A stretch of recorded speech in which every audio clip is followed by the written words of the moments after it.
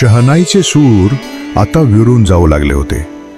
मंडपातल्या फुलांचा सुगंध आता निरोपाच्या अश्रूंमध्ये भिजायला लागला होता.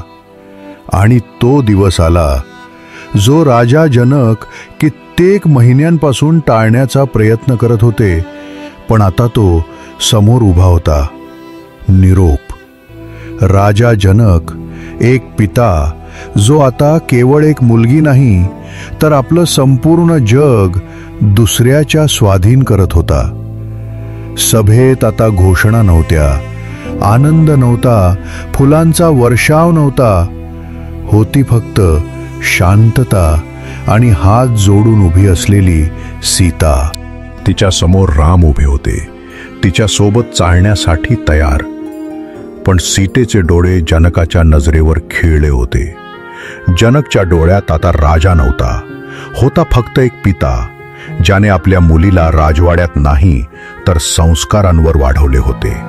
सीतेची प्रत्येक वेदना, प्रत्येक हास्य, प्रत्येक शांतता जनक वाचायला शिकले होते, ज्या दिवसापासून तिनं त्यांना पहिल्यांदा पिताश्री म्हटले होते. आणि आज तीच मुलगी जात होती.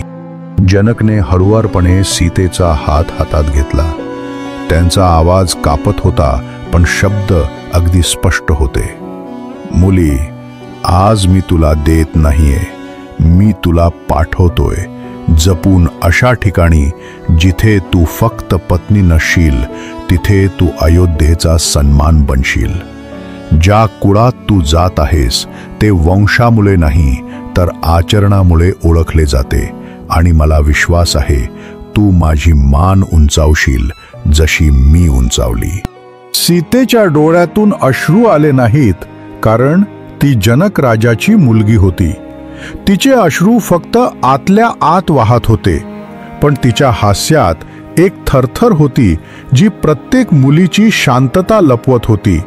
जी म्हणते, पिताश्री, मी जात आहे, पण तुमच्या मिठीची ऊब माझ्यासोबत नेहमी राहील.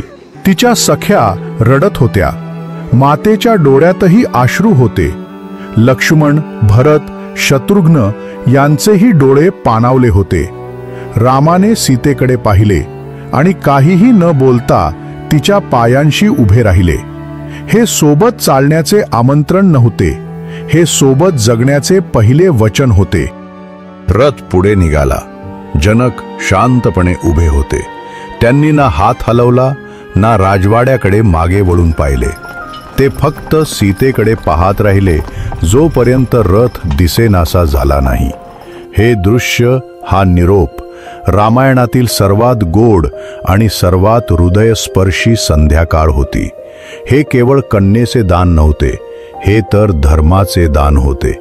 एका पित्याचा तो शेवटचा स्पर्श जो पृथ्वीवरच्या प्रत्येक विवाहाला अश्रू आणि आशीर्वादात बदलून टाकतो. रथाच्या चाकांचा आवाज जणू पृथ्वीच्या हृदयावर आपली छाप सोडत होता.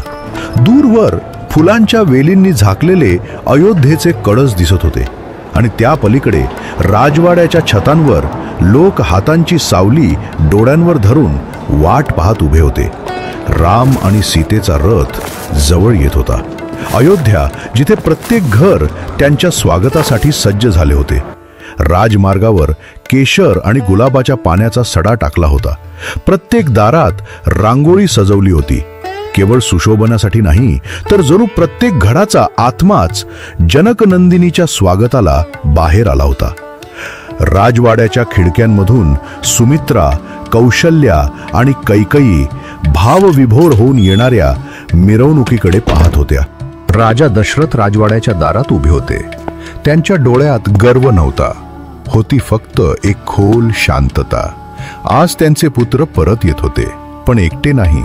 रामासोबत धैर्य आणि धर्माची मूर्ती असलेली सीता येत होती. रथ राजवाड्याच्या मुख्य दारावर थांबला. राम खाली उतरले आणि त्यांनी प्रथम सीतेला उतरण्यासाठी आपला हात पुढे केला. सीतेने रामाकडे पाहिले. तेच हास्य, तीच शांतता. मग हळुवारपणे ती रथातून खाली उतरली. तिच्या पायाखाली अष्टदल कमलाच्या पाकळ्या ठेवण्यात आल्या आणि त्याच क्षणी संपूर्ण अयोध्येतून एकच आवाज घुमला. जय जनकनंदिनी, जय रघुकुळाची लक्ष्मी. कौशल्या पुढे आल्या.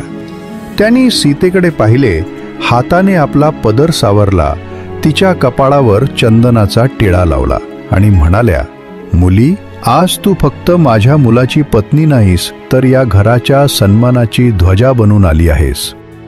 राजवाड्यात प्रवेश झाला. महालाच्या आत दिवे जळत होते. प्रत्येक दरवाजा, प्रत्येक कोपरा जणू त्या उत्सवात श्वास घेत होता.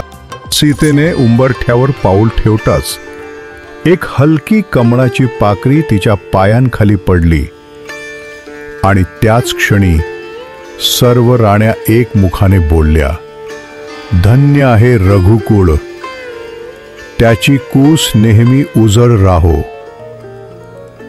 हा फक्त एक गृहप्रवेश नव्हता. हा तो क्षण होता जेव्हा अयोध्येच्या मातीने आपला इतिहास शांतपणे कवेत घेतला होता.